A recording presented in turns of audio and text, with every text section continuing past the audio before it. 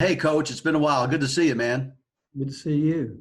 All right, so it has been a while, and Coach, since we've last talked, wanted to get your take on what's transpired with the other conferences. Opting not to play fall sports this year, and maybe what you've been told, if anything, by the SEC moving forward about what might happen playing wise with Southeastern Conference basketball and Tennessee basketball.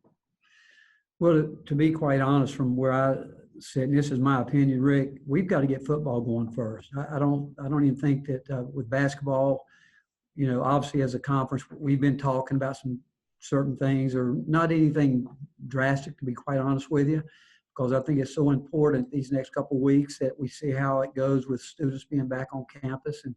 But we got to get football up and going. I mean, that's the first and foremost thing, and depending on how that goes. Again, we'll come up with plans. There's no doubt, and I'm on a Zoom call later this afternoon with some people to talk about some of those type plans. But I think Danny Gavitt came out and said maybe sometime in the middle of September they might have something.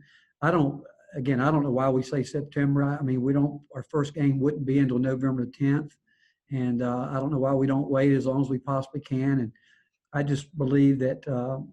Maybe being an optimist that we're gonna go on time. And what might happen, some of the places that we have some of these tournaments like New York or Charleston, those kind of places, there has been dialogue about moving those maybe to Orlando, and because there's a lot of teams that are in those that are going to lose some games because the other team's not starting up until January. But I think if football goes well, I think some of these schools will reconsider. And again, understand that when they like the Big Ten made their announcement, we got a call the very next day from Wisconsin saying, hey, we're planning on playing here, our opener. So we'll wait and see. Go to Grant Ramey and then Teresa after that. Rick, did you feel like what you guys were able to do in the summer, you were able to make the progress you wanted, or I guess how far behind schedule are you guys compared to a normal year? Well, if we're behind schedule, it's being behind with our younger players that didn't get a full summer of what it really is like, and they didn't get a taste of that until, the last couple of weeks they were here in July, because, we didn't get to compete. I've used the analogy all summer, felt like going to a driving range, going to a putting green, and going to a short game area, but never getting to play golf. That's kind of what the summer was, because they weren't allowed to play. They weren't allowed to have competition, 1-on-1, 2-on-2, 3-on-3, 4-on-4, or 5-on-5. And when we got back, we did that for the first time this past Friday, I think, was the first time they've competed since we were back from Nashville. But you know what? With that said, Grant, I think we got a lot done. I think it helped. We really took it back to the bare basics in terms of fundamentals and things that we wanted done. And we always spend the off season trying to work on guys' individual weaknesses. But our older guys, if you ask me right now, are they behind? I would say they're not, in terms of understanding the grind, the commitment that goes into what you've got to get done every single day. And the younger guys they're still coming along with it. They're obviously good, talented players, but they don't. This is all new to them. Teresa? Good morning, Rick. I'm kind of Steve McGargy's replacement on the AP beat, so good to talk with you this morning. You mentioned waiting for football, but there's been some idea or some suggestions that maybe college basketball consider doing a bubble. Is that something that you've thought of, and could college basketball maybe bubble up a little bit? And if so, have what might that look like? Well, there's been all kinds of thoughts, because there's some coaches out there that they're talking about it. But again, I'm one of those guys that I just think we need to pump the brakes a little bit on a lot of things, and just let's see what happens with football and how that goes. But I think what people talk about the bubble would be this is, most universities have gone to where, they're going to finish up school by Thanksgiving. So the whole month of December, if you take ESPN, they could take the Maui Classic, they could take the Jimmy V, they could bring them all down there to a bubble. And for teams that are going to lose opponents because they're not playing until January. When those tournaments are over, they could put some teams that want more games together at a site like that. But I just think right now we again, all those ideas have been tossed about and will be tossed about. But I personally still think that we just got to slow down a little bit and just see what happens and see how things go, especially these next couple of weeks before we get to kick it off. Let's go Mike Wilson and then Rob Lewis. Hey, Rick, were there any moments you sweat a little bit when it came to Eve's decision, or did you always feel like he was coming back? And what does that do for you guys to have him back for another season? Well, we always want guys to get all the information they can, and there's so much unknown this year. I mean, there's just so much uncertainty. I mean, you think about it, when players were allowed to, to have agents the last couple of years, the agents are going to do everything they can to, I think, to get them to go into the draft. And but with that said, there was people at that point in time talking about there's not going to be a college basketball season, there's not going to be football. There's so many uncertainties. The NBA wasn't, they backed everything up, and it's not a typical year. But the one thing that we knew that with Eve, that he's a very well thought out person, and again, that's there for him to go through to have a chance to interview with NBA teams. Now, I will tell you this. I do think that every NBA team that interviewed him were more impressed after talking to him because they understood what we know, how hard he works, his commitment, how much better he wants to get every day. And, but, he's hearing it from a lot of different people, but Eve is, like I said, he thought it out with his circle of trust, his people back home. And in the end, coming back, is he a difference maker? Absolutely. I mean, he's improved. He has, but I think this year is going to give him a chance to walk into the NBA from the front door. I believe that because I think the growth he's made and will continue to make because he works. He's got a chance to really be in that league for a long time. Rob? Coach, you're obviously bringing in some talented newcomers. What can you tell us about Keon and Jaden? How ready are they to help? And Victor Bailey's been here, but just going to be eligible. How does he fit into the equation? Well, what those guys, all three of those guys, they give us versatility. They can play multiple positions. All three of those guys have the ability to be a lockdown defender. Plus, that's three guys that can play off the dribble and create some shots for themselves, but and also for their teammates. But I think VJ's, from a conditioning standpoint, obviously being in college as long as he has been and setting out a year, he's ahead of those guys from a physical. The other two have got to get themselves in shape. That's where the summer we weren't able to get them into really the kind of shape conditioning that we want to have them in. And I'm not talking just physically. I'm talking about the mental side of it, learning how to continue to play when you're tired, learning how to concentrate, think, and how to carry yourself when you're tired. And, you kind of, you got to kick through the wall there. They haven't had a chance to really do that the way we like to. That's why these next couple, weeks will be important to them. But from a talented standpoint, all three of those guys are talented, and but they give us versatility, and that's what. And we need that. We haven't been as versatile as I think that we can be this year. And just Brent, you're next. Go ahead, Rob. Go ahead. I meant to ask you about EJ in that same question. What have you seen from Anasicki? Man, you talk about a guy that's a worker, very serious. He's going to do what he does. I mean, he can really rebound the ball because he really wants to rebound the ball. Has worked very, very hard on working on his three-point shot. As you can imagine, he's really good around the rim.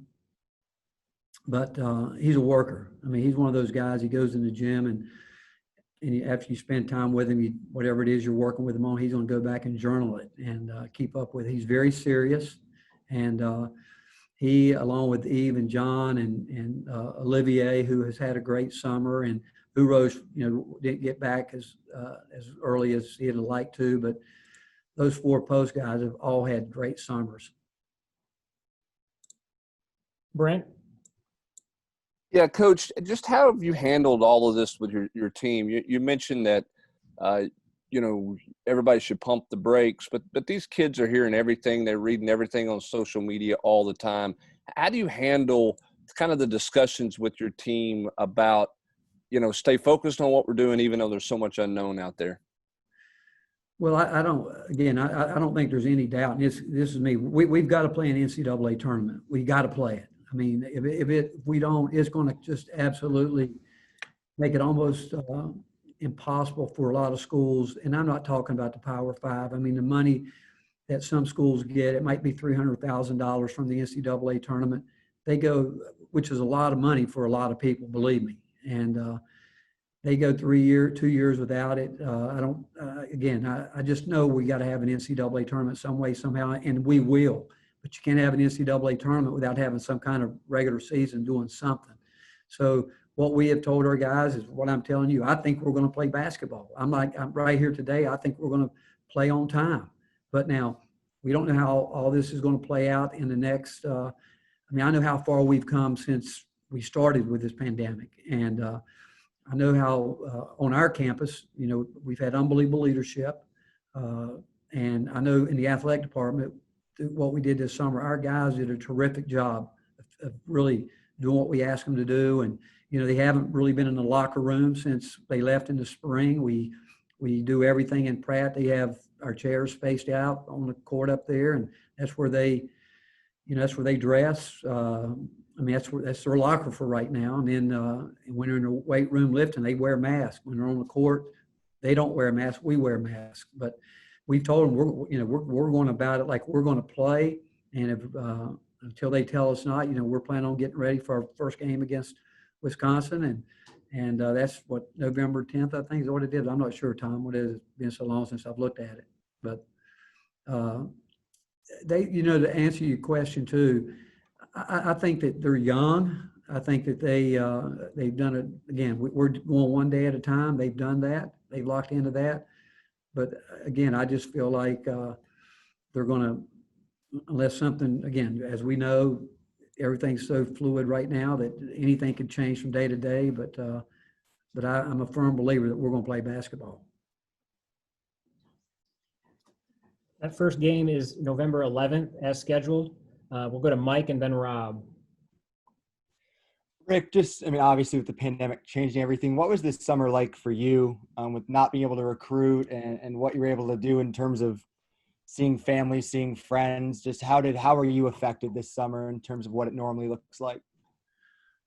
Well, in terms of family, we weren't going to travel away from here. We really pretty much hunkered down here in Knoxville because, we weren't going to jeopardize anything to go see our family, our kids, our grandkids, kids in Texas. Obviously, my son lives in the Middle East. So we were here and had a group of guys that we walked a lot, did a lot of that. I got into hunting golf balls, and just trying to, lost some weight, did all that. But the fact is, I really tried to do what everybody else should have been doing. I think everybody did. I took very seriously what was going on, and but we pretty much stayed here the entire time. Coach, what do you see Josiah's role being with the team this year, and just how much better is he physically with the injury in the rearview mirror? Again, I would put him in that group of those guys we're talking about with versatility, where Josiah he's played a lot of different things here. He is a guy that I think, again, he's still just scratching the surface of what he can do, but as always, he works hard. He is ready. We've done everything we could to make sure that we can get him healthy and keep him healthy. I was impressed with what he did. The one thing I told each guy that certain things that I thought when they were away from us, what they should do. And one with him was his flexibility. I just felt like if he could really improve his flexibility, it could help him in a lot of areas. And he took it really seriously. He really did. He got to where he could maybe, when, sitting on the floor, legs out in front, could bend maybe at a 45-degree angle. Now he can put his head between his legs. And so he really worked at it. He took it very seriously. But he's a guy that, again, I think is going to play all over the court for us. We'll go to Grant and then looking for more questions. Rick, have you been able to see anything from Santi since he got back? Has he been on the floor? What kind of summer was he able to have at home? Well, maybe in some ways he probably had the best summer because he was able to. They played. You know, he played. He's back. He's in better shape. He looks leaner. I think he hasn't. You know, when we've watched him work out and play, I mean, I think he's improved. But the biggest thing a year ago, you know, he never really got a chance to get himself in the kind of shape that he is now, in the kind of shape he will be in by the time we get ready to kick it off. But he's such a smart player, understands his game, and everybody likes to play with him. So when we've watched him play a little bit, they have, you know, he's pretty sharp right now because of what I think he did while he was back home playing. Back to Rob Lewis, then Matt Ray. Coach, not to pump the hype machine too hard here early, but when you, and I know you've not done a lot of 5-on-5 stuff, but when you just look at this roster, do you think this has a chance to be your most athletic team since you've been here? Yeah, I would say I think would be a fair assessment. I do. I think we got a chance to be a terrific defensive team. We can get everybody to buy into it because I think we're going to have the ability to do a lot of different things defensively, some things we haven't done in the past. And then offensively with what we've done and where we are, we we can be better there too, obviously. But this group is athletic. Again, I go back and I think of John and I think of Eve. They're here. It's important that they step up and be the leaders because I think your best teams are going to come when you've got great leadership and from them. And both of those guys aren't, as you guys know, the outgoing people on the court. But John has gotten much better. Eve has too. They both have. But that's the step that those guys have to take for us to help us and help those young guys to understand what we're up against and help them make that quick adjustment because we're going to need the young guys as we get into it to play the way we want to play. And that's a lot of pressure from start to finish both ways. We want to play a 94-foot game both ways if we can. Coach, staying on the John Fulkerson topic there, what have you saw from him from a growth and development standpoint this summer, and what's been his focal point in trying to continue to grow his game? Well, I think what happened a year ago when everything with Lamonte's injury, then Santi coming in, and the fact we had to make ourselves up and over so many different times. Then we decided we're going to really play through John and Eve, and I think that helped him more than anything. For some reason, towards the end of February or somewhere in February, the light went off where he became a different person. His approach really changed, and I've asked him about it. And I actually asked him a couple of weeks ago. I said, John, how much did that injury your freshman year set you back? And he said, a lot more than I thought, because I could never understand why he was holding back. But I think the way he finished, and I think we'd have had another month of the season. I'm not so sure he wouldn't have been player of the year in the league, but and he carried that over. He was a guy that, again, even though we weren't here, we stayed in touch with our guys every day, and he worked at it. He's been back on campus. He's really working at it. We've told him for his future, he's going to have to expand his shooting ability to step out further, which he's capable of doing. He just has never honestly put the time in to make it a big part of his game, but he's doing it now. His body finally, you look at him, he's gotten bigger and it's taken, and there's no rhyme or reason to how that happens. Some guys just take a little bit longer, but he is starting to get the kind of strength that you want him to have. And but he's very focused, and I do think he's added some things to his game. He's a guy that we trust with the ball. He's a guy that we think can make plays with the ball, and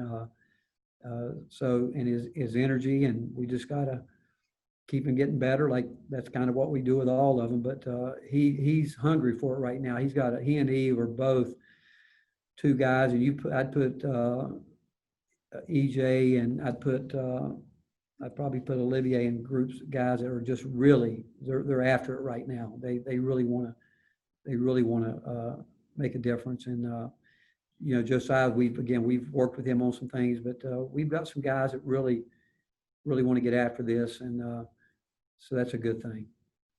Back to Mike Wilson and looking for more questions. Coach, what are you kind of locking on with Urosh in terms of where his development has to be to really step it up to kind of the way he played it at Mississippi State on a consistent level?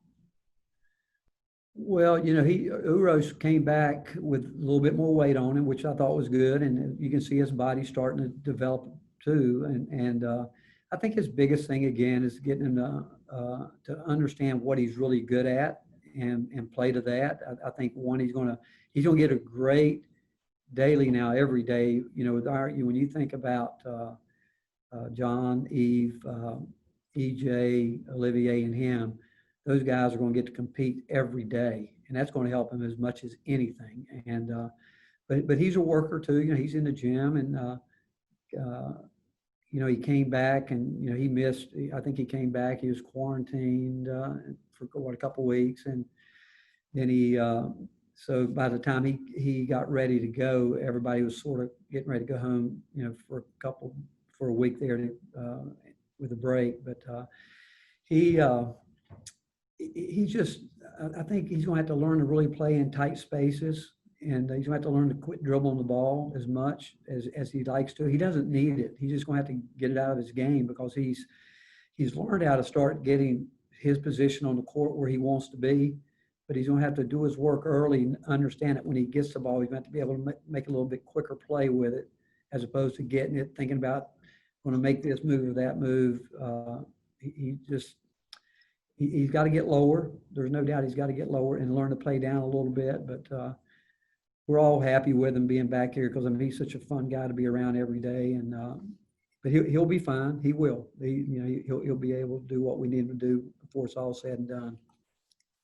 Let's go back to Grant.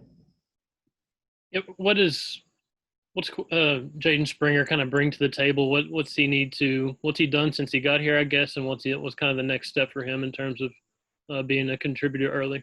Conditioning. There's no doubt it's conditioning. I'd say the same thing for Keon.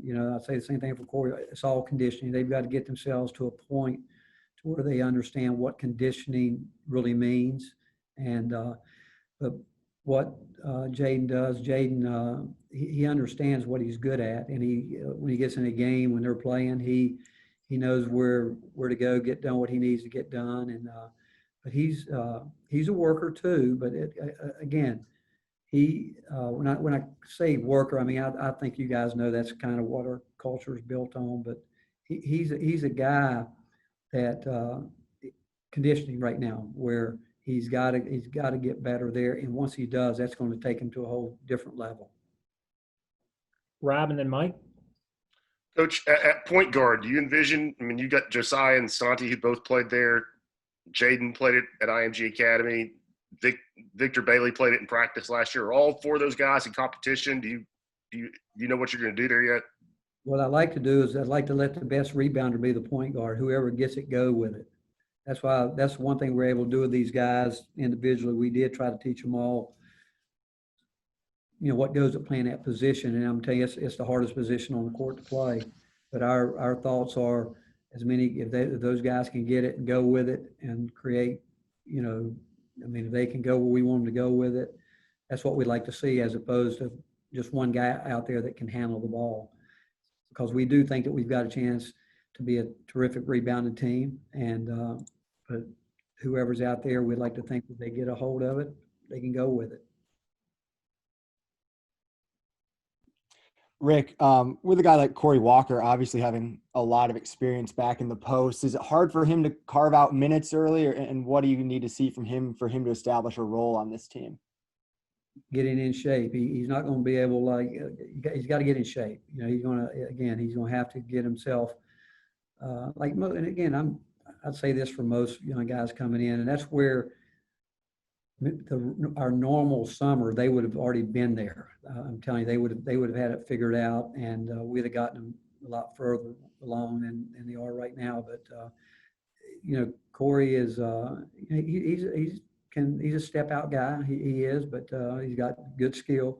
But like those other guys, he's got to get in shape. That's before he can do anything. He's got to get himself in the kind of shape that it takes to play at the level that we wanted things sustained at.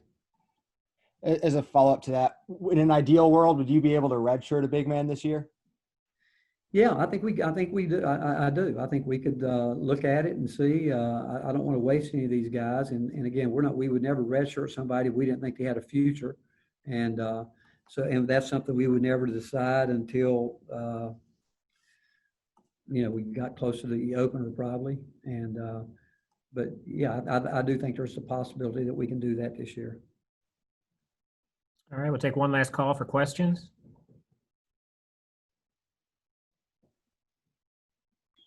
Go ahead, Grant. Rick, how do you think your staff has handled the last 6 months, both in terms of adapting to a different recruiting world and working with players on the court this summer in a different setting, kind of?